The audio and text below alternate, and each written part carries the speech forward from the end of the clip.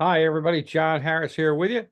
I'm going to fly solo today. Roger and Billy have sent me their picks, and I will relay them as we go. But both of them have family obligations over this weekend with the holiday weekend. It's Thanksgiving weekend, of course. You had Thanksgiving and, of course, Black Friday, Charcoal Gray Saturday. And this morning we're working on basically just a kind of a zebra, kind of a Sunday, a little black, a little white, that kind of a thing. So, um, what's black and white and red all over? It used to be a newspaper, but now it's a whole different thing. Um, we're going to go ahead and get some things started. But before we do, let's talk about our friend who sponsor us every week, every show we do, with new shows coming up. Some are, as they say, in the can. You take that comment for what you will, but have been filmed or at least planned, and we'll be getting ready to go with that. But our friend that sponsors us is Dennis and Graldi, a friend of mine from Vineland Realty Corporation in Vineland, New Jersey. They're located at 634 East Landis Avenue in Vineland, and the phone number is 856-690-9482. Give them a call for any and all of your realty needs, whether it's business, whether it's residential. You can buy, sell, lease, rent out, whatever you need to do, whether it has to do with an actual property or a business itself. Dennis and his crew down there, my pal Helen, which is his gal Friday, basically, and the rest of the folks down there have been great. And Dennis and the Vineland Realty Corporation have been great to us throughout the years. They are again 634 East Landis Avenue, Vineland, New Jersey, 856-690-9482. And for all of your South Jersey realty needs, give them a call. And thanks, Dennis, and thanks to everybody there. Hope you guys had a great holiday and have a great holiday season. Should be a lot of fun. Every year, the Vineland Christmas Parade goes through and goes right by their office. So Dennis opens up the office for folks to come and kind of watch, stop by, maybe get a refreshment or two at the 634 East Landis Avenue in Vineland, New Jersey. Every year they kind of help light the Christmas tree there. So going to be a lot of fun. If you guys are in the area, go check it out. It's a lot of fun there. 856-690-9482 is the phone number once again. Thanks, guys. And we hope you have a great holiday season. And we'll be talking to you, of course, before then. Go over some sports news before we get basically NFL news this time around. Nothing else really. I'm sure the football playoffs and the NCAA have a little bit of drama to it now that it's up to 12 teams. But in all honesty, I don't know the scores from as we tape this morning. It's a little before 6 a.m. Sunday morning Central Time. So I'm not sure of all the scores yet, but I'm sure there'll be some shakeups, at least a couple of minor ones. I do know that Georgia almost barely escaped yesterday. Actually, they almost lost and would have made them a three-loss team, and you wonder if that would have been enough to boot them out. But it didn't. They did hang on and prevail, so we do know about that one. Other than that, most of our news today is NFL based, and we'll go through some injuries and news. Uh, Probably the top news item would be that the Chicago Bears, after Thursday's disaster, which is the latest one they've had this season, um, actually in season, which is rare for the Chicago Bears to do, finally had enough and pulled the plug on Matt Eberflus. Uh, he made more decisions than a bad guy in Vegas meeting a girl over the weekend and ended up both of them wearing some kind of a ring. So, waking up outside of an Elvis chapel with a new marriage partner and bad decisions, and that's what Matt Eberflus was making. The one the other day was sitting on a timeout when they had a chance to call it, get the right play, and then possibly get a field goal to tie it at least. Uh, and just let the clock run down from 30 seconds on. Just was absolutely horrid. Other decisions during the course of this season have cost them chances to win at least 3 or 4 games. And they have not been the same, especially since the Hail Mary in the Washington game that shouldn't have happened either. Um, so it was something that was coming, and he was dismissed uh, a few days ago. So after that Thanksgiving game, and you hate to ever say you hate to see a guy go, but you do. As a human, probably a nice guy. Never met him, obviously. Everybody raves about him as a human being, but as a coach, um, more of the game time decision problems. Plus, waiting too long to pull the plug on an offensive coordinator. You feel bad for Caleb Williams, who is a rookie quarterback and will probably, after the end of this season, have a third offensive coordinator in less than a year. So to start out his second year. So unless they keep Thomas Jones, who's calling the plays and is taking over as the interim coach, uh, we'll see what happens. He's going to finish the season, but and I guess he will be a candidate for the new job, but we'll see what happens. But Matt Eberflus fired by the Chicago Bears um, after the Thanksgiving Day game.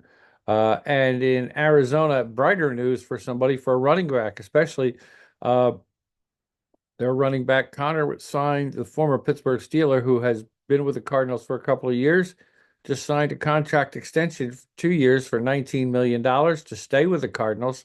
Um, so that's always a good sign when, especially running backs who a couple of years ago, you may remember, really were kind of, we got a 3, 4 year lifespan. We're not going to reward you. Well, it's starting to change because I think people are starting to see how important backs are. Connor's played very well the last couple of seasons for the Cardinals. Uh, we take a look at some trends. Of course, Saquon Barkley is tearing up the league. Derrick Henry, who apparently uh, uh, the Texans thought wasn't good enough to keep. Well, guess what? He's with Baltimore and he's still showing it. He's got the goods. So, some running backs are starting to show how worthy they are of bigger salaries and a bigger commitment from their teams, and they're starting to get rewarded. Not all of them, but at least the elite ones, the good ones, are starting to get recognized as valuable members of a team and that they need to be kept.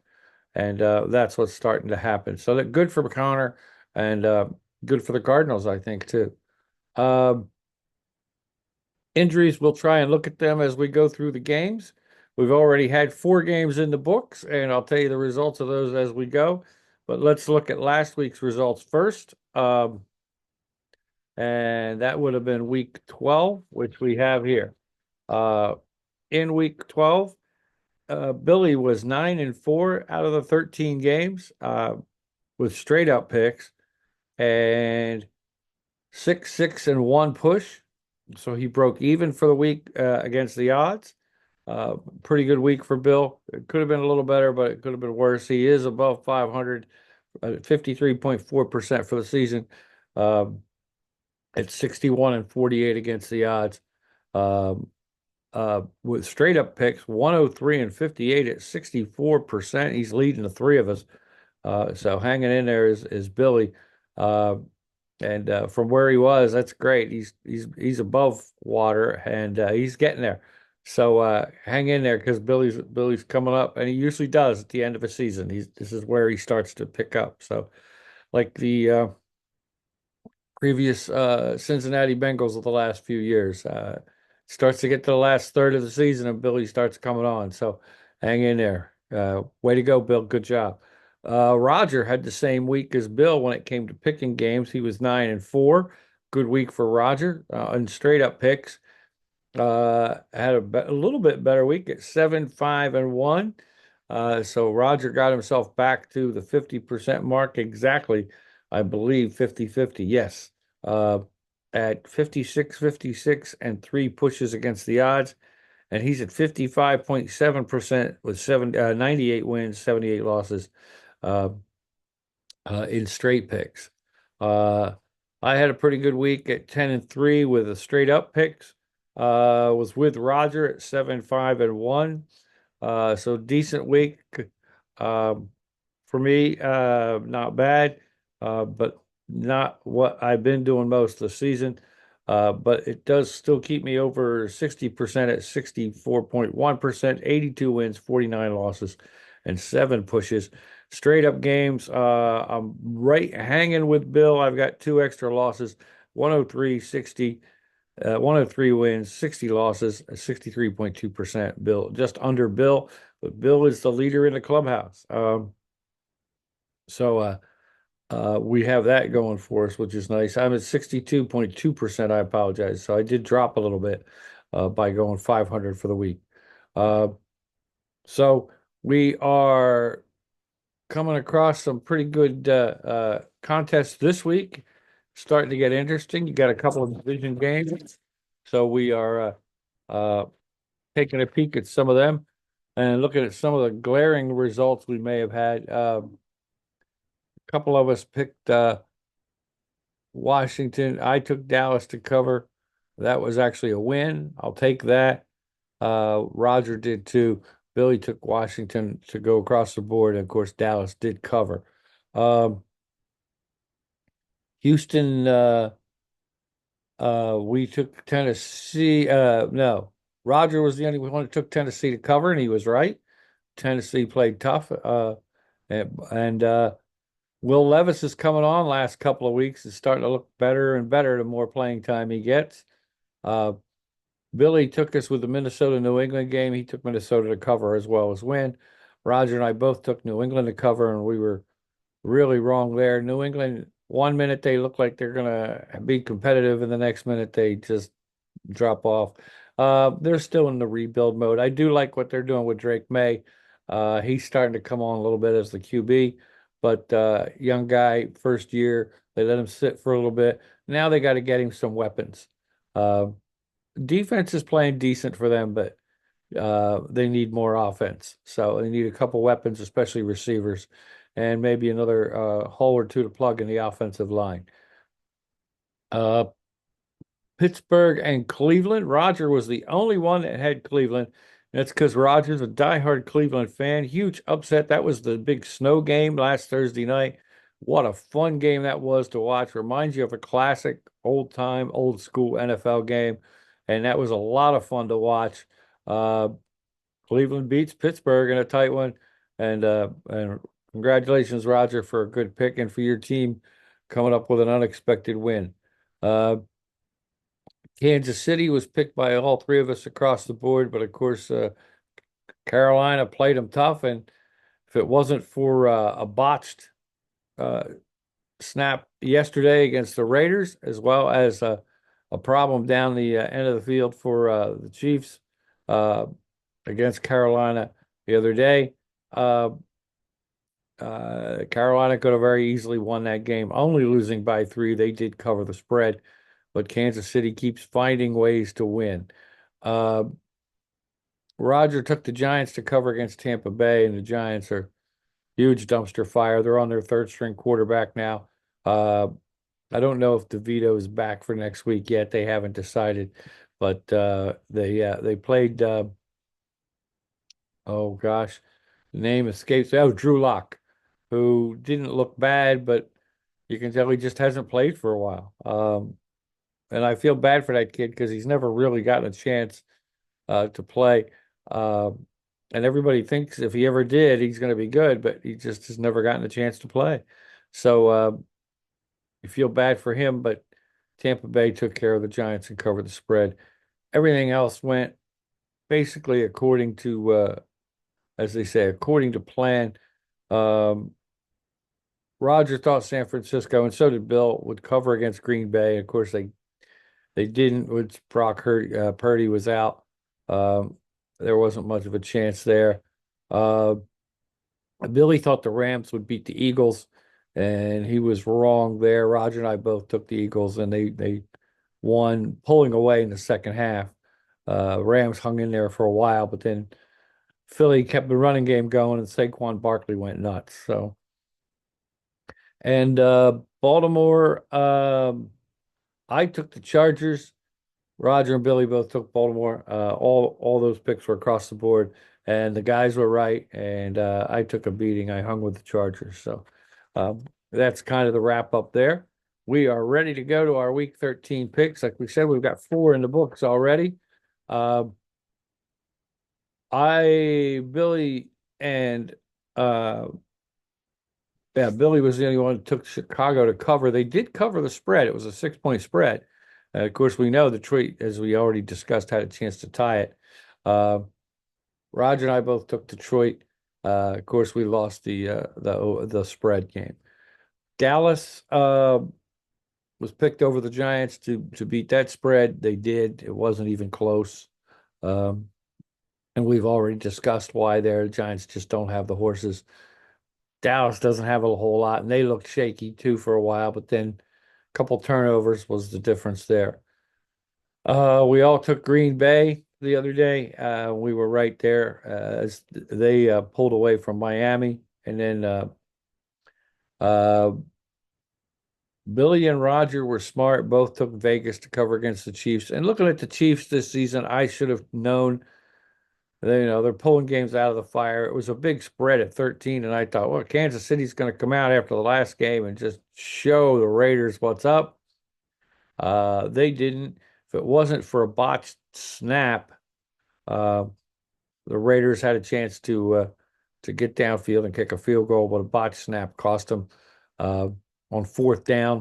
It was a shotgun snap. It was too early. We don't know what the communication issue was there, but obviously a lack of communication. And Chiefs recovered it, and that was all she wrote. They just sat on it from there. 1 snap, game over. That wraps up those forces so far for the week. Billy's 4-0 in straight picks. Roger's 4-0 in straight picks. I'm 4-0 in straight picks. However, against the odds, Bill's 4-0, winning all 4, obviously.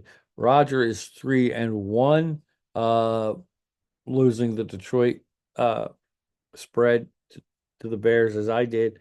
I'm 2-2 because I lost the Chiefs game against the spread as well. So here we go. We'll discuss a couple of injuries, not too many, and I will give you my picks, Bill's picks, and Roger's picks for this week. Roger's out with a new baby. Congratulations, as well as the holidays. Once again, we congratulate Roger and his wife for bringing a new one into the world. Number 6, little girl. Congratulations to them. Billy is out celebrating his wife's birthday as well as his granddaughter's birthday this weekend, as well as the Thanksgiving holiday. So a lot going on in those 2 families right now. We congratulate them. It's all good. It's good stuff. We've had times where we've had to give unfortunate news about like Bill and situations like that and his family. This is all good news. So congratulations to those folks, and continue going upward, guys, with the trends with your families. We're happy for you, and I'm more than glad to be able to fill in and give you guys their picks. They did take time out from their busy weekends to still send in their picks, so we appreciate that. And we're hoping both guys are back next week for a full 3-view panel, because you want a couple of pretty clean shaven guys who give a crap about their appearance. Obviously, I letting it go. They say no shave November. We're in December 1st technically, but I might keep it a while, just let it keep going, because I never have let it go. This might be the longest I have ever let it go, and we'll see what happens.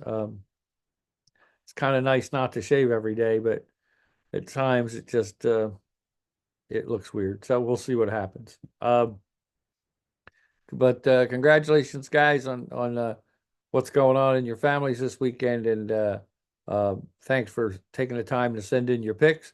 So we'll pick up with the 1 o'clock Eastern games, noon here Central.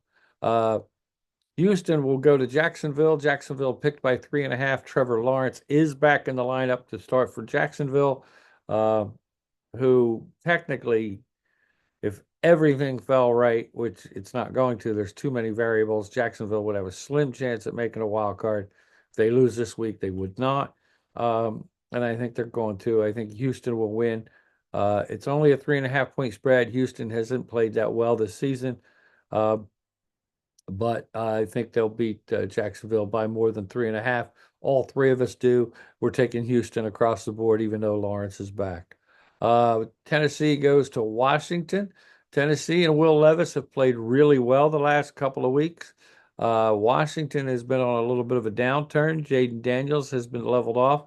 Um, it's a chance it could be due to some injury. He's been playing with injured ribs the last few weeks, which has kind of limited his ability maybe to follow through on throws and things and run, which is a big part of his game, being elusive in the pocket. Um, so we think that Roger and I think Tennessee will beat the spread. The spread is Washington by 6. Billy thinks it'll be Washington across the board. Uh, Minnesota is hosting Arizona in a what is going to be a close game. Everybody thinks. I think Minnesota's got an extra horse or two.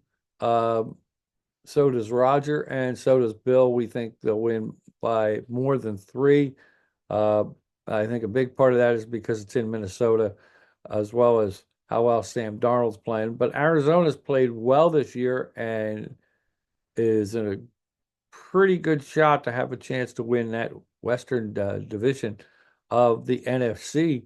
They're right there with Seattle. So it's a big game for them. It's a big game for Minnesota as well to try and keep pace with Detroit or at least stay in the hunt. Uh, Minnesota's picked by 3. We think they'll win and beat the spread, not by a whole lot. Um, and if it was 3.5 or 4, I would probably try and take Arizona to cover. But 3 on the money is a field goal. Wouldn't surprise me if it's a push for all of us. Pittsburgh goes to Cincinnati. Uh, One of those old school AFCs, used to be AFC Central games. It's now AFC North, I believe. Pittsburgh leads the division. Cincinnati has come across hard times, but recently, as they always do this time of year, they're playing a lot better. Uh, I wish they could figure out a way to protect Joe Burrow a little more, and they got to get another player or two on defense. But Cincinnati's picked by 2.5. All 3 of us are taking Cincinnati, even though Pittsburgh's leading the division. We all think the Bengals are going to beat Pittsburgh by more than 2.5. If the line goes up to 3 or 3.5 before game time, which at this late stage it probably won't, barring some injury news or weather change news, it probably won't change. And I'm going to stick with Cincinnati as we all are across the board. The Chargers go to Atlanta. It is a 1-point spread for the Chargers. This one was a tough one for me. Billy took the Chargers. Roger took Atlanta. So that'll tell you it's a 1-point spread. So basically, whoever wins, unless it's exactly 1 point, the spread is almost like flip a coin kind of a spread. Um, I have the Chargers, um, but there's a chance I'll change it. J.K. Dobbins is out for the Chargers today. He will not play. He's getting put on IR, actually, so he's going to miss at least the next 4 games. That hurts the Chargers. Um, it's in Atlanta, but boy, Harbaugh's got them guys playing this year. Atlanta started out a ball of fire, but have come down to earth the last few weeks, and they hang in there. They play tough, but um, I think the Chargers may eke them out, hence the 1-point spread. So I'm going with San Diego. I'm riding those Chargers again, and we'll see what happens. Seattle and the Jets in New Jersey in the Jimmy Hoffa Burial Bowl. At least that's what I call it. Call their stadium. Seattle is picked by 1. I don't know why. Maybe they're taking the West Coast flying east scenario, which has been a situation that people have looked at over the course of the last few years. It's tougher for West Coast teams to fly into the East Coast, makes them susceptible to some fatigue and things like that. But I still think they'll win by more than 1. So does Bill. Rogers taking the Jets. So again, a 1-point spread. Rogers thinks the Jets are going to win it across the board. So that's why we do these shows. So depends on who you think is better in a better situation. And there is a lot to be said for that travel situation. But I think Seattle, it's a must win for them. The Jets are trying to play spoiler at this point, um, and maybe show that they can do something for next season. Guys are playing for jobs, so they're going to play hard, even if it's not with the Jets. It could be somewhere else. So they're going to play hard, and but I think Seattle's going to prevail. Um, New England hosts the Indianapolis Colts. Billy's an Indy guy anyway, but he's taking Indy across the board. The Patriots are maybe not a dumpster fire, but they're, a little maybe a dumpster smoke situation. Not a full-blown blaze, but there's some embers or something there. I'm the same way. It's tough. I think this could be a tough game because New England's been up and down. Their defense isn't bad, but their offense is dreadful. The Colts do have Jonathan Taylor running. I'm not. He had a good week last week. Finally, Anthony Richardson. Maybe he's coming on. I got to see some consistency from that guy. Um, does Joe Flacco give you a better chance to win overall? Maybe. But I guess if you put your eggs in Anthony Richardson's basket when you drafted him, you got to get him the experience. You got to get him to play. I think New England will come out and play hard, but I think the Colts will win. The spread's only 2.5. So I think the Colts will win by more than that. I'm going to take Indy across the board. Rogers taking New England across the board. Um, and probably for the same reasons I'd said before, they are playing tough. Drake May, the New England rookie quarterback's playing pretty well. I think he needs a couple more weapons for the future, but he's doing okay. He's hanging in there, and but I just don't think the Patriots are ready uh, to beat the Colts yet. It's going to be close. 2.5 spread. If it was 3.5, I might even go with New England to cover, but it's only 2.5. I'm going to stick with uh, Indy across the board, as is Bill.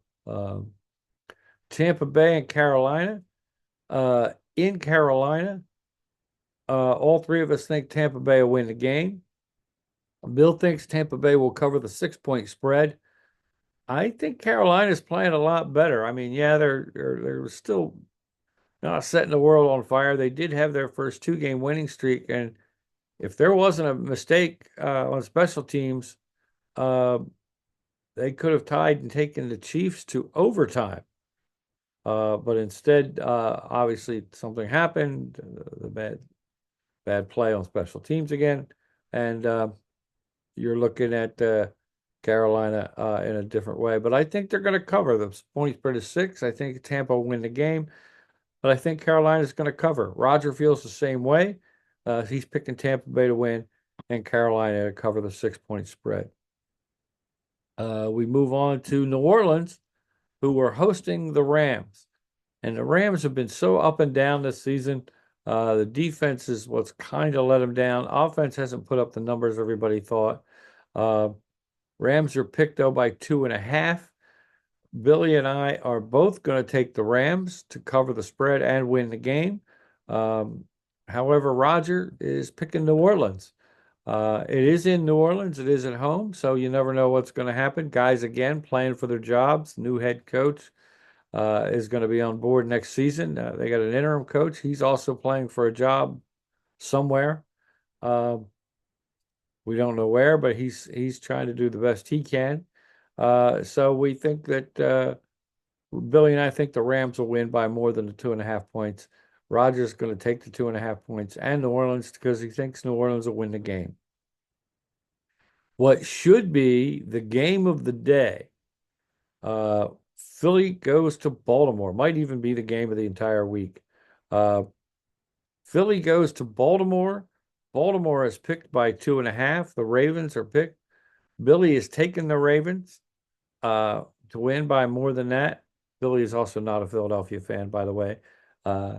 So that plays part of it. He does have some heartstrings for Baltimore because he grew up in that area, though he's basically a Colts fan and a Commanders fan. I hate the Commanders name. I really do. By the way, this looks like Commanders colors, but it's really the Kansas City Chiefs. Um, So he's taking Baltimore. I'm taking Philly, both of us across the board. Roger's also taking Baltimore across the board. Uh, I think the big difference here is uh, Baltimore's defense just isn't very good. Um, that's the difference.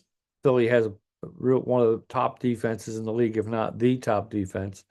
Uh, and if they can just slow down Derrick Henry a little bit, contain Lamar in the pocket or closer to the pocket, uh, Philly should come away with a win. But they are a couple of big ifs because you just never know. Uh, both teams have a lot to play for. Philly's right on the heels of Detroit for best record in the NFC, with only 2 losses. Baltimore has a shot at still winning their division, and of course they need to win to continue their possible playoff run. Even if they don't win the division, uh, they could very well be a high wild card. So big game for both teams. Uh, Roger and Billy both taking Baltimore to cover the 2.5 point spread and win the game. I'm taking Philly across the board to win the game, which automatically would have them beating the spread. Sunday night football tonight. San Francisco goes to Buffalo. The weather is treacherous to say the least. Going to have a lot of snow, so uh, San Francisco is going to be fighting that. Of course, still without Brandon Ayuk for the season. Trent Williams, their all-pro um, offensive lineman who has been in and out due to injuries, is out again today. Brock Purdy is back at quarterback, but with a sore throwing shoulder. Wouldn't surprise me if after the season there's some type of surgery, whether it's arthroscopic or not, or more serious, we won't know. But he is back. But San Francisco's had issues between injuries and issues all season long. Um, Going to Buffalo, who's picked by 6. Uh, Billy and I both took Buffalo. I think they're playing really well right now. Um, and of course, but Roger took San Francisco to cover the 6 point spread. He still thinks Buffalo will win, but he thinks San Francisco will cover. I just can't see it in Buffalo the way they're playing. I know that the Niners have McCaffrey back, you still have Kittle, you still have Deebo Samuel, but the defense hasn't played quite as well. And uh, I think without Ayuk, even though the Pearsall, the top draft choice, is playing pretty well, he'll be in about playing his 4th game, I think. Uh, Great story, of course. If you haven't heard, he was actually robbed and shot in San Francisco right before the season in the chest. He's completely recovered, of course, and he is in his, like I said, I think he's going to be playing in either his 4th game or his 5th game, and has proven why he was the number 1 um, draft choice for the Niners. But I just don't think they have enough. I think Buffalo's going to pull away in this one. Um, Between the weather and the way Buffalo's playing, it's going to be a tough day for the Niners, I think. And Monday Night Football, dun, dun, dun, dun. Um, Cleveland and Denver in Denver. It's a 6 point spread for Denver. Billy's taking Denver to win by more than the spread, as is Roger. Cleveland's been playing tougher. I'm surprised Roger's not taking Cleveland to cover because he's a diehard Cleveland fan. But I am. I'm taking Denver to win the game. But because the spread is 6, I think Cleveland's going to come out fighting. Again, there's guys playing for jobs, probably not for this team, but for another team for next year. Jameis Winston's playing well. They had the big upset in the snow. Everybody's like, oh, it's going to be bad weather in Denver. It was bad weather last week in the snow, and Cleveland beat Pittsburgh, who is one of the top ranked teams in the league right now. So I think Cleveland's going to hang tough. I don't think they're going to win the game, but I think they're going to hang tough. They're going to hang around. Uh, I have Denver winning, Cleveland beating the 6 point spread. Bill and Roger have Denver across the board. My luck, they're probably right, but we'll see. It is in Denver. crowd will probably play into it as well. Um, so we are getting ready for Sunday football and, of course, Monday night as well. Going to be a lot of fun. We want to thank you guys for tuning in each and every week. Remember, you can listen to us where you get your podcast, whether it's iTunes or Spotify. Also on streaming radio at simulcastradio.com. For both of those, you just put in the Public John or put in from the cheap seats. And or if you want to watch us on your smart TV, you can also go to YouTube or any device and put us on YouTube. Just look up the Public John channel and you'll see us there. So and this week you'll see just me, even though I say us, it's because there's voices in my head. So which is tough because when I go to pick the games, I got to fight some of them. It's not good. So we went over our season totals. Billy's at 51% against the spread. Roger's right at 50%, and I'm at 62.2%. So you wouldn't lose money no matter which one of us you follow if you have a preference. And that's about it.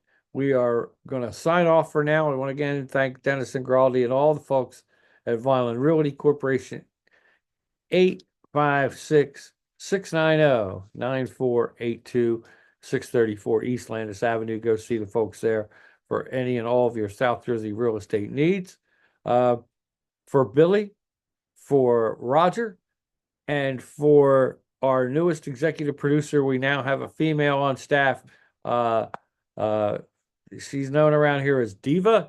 I don't know if she'll ever make camera or not, but right now she's sitting here making sure that everything's going the way it's supposed to go. As soon as she heard me say her name, she just looked over with a look of indignation like, get off. So that's what I'm going to do. Thank you guys for tuning in. We will see you next week after week 13, or at least you'll see us if you tune in. We probably won't see you. It's weird that we always say that. So thanks everybody for tuning in. We'll talk to you soon. Enjoy the games, and we'll be back next week from the cheap seats.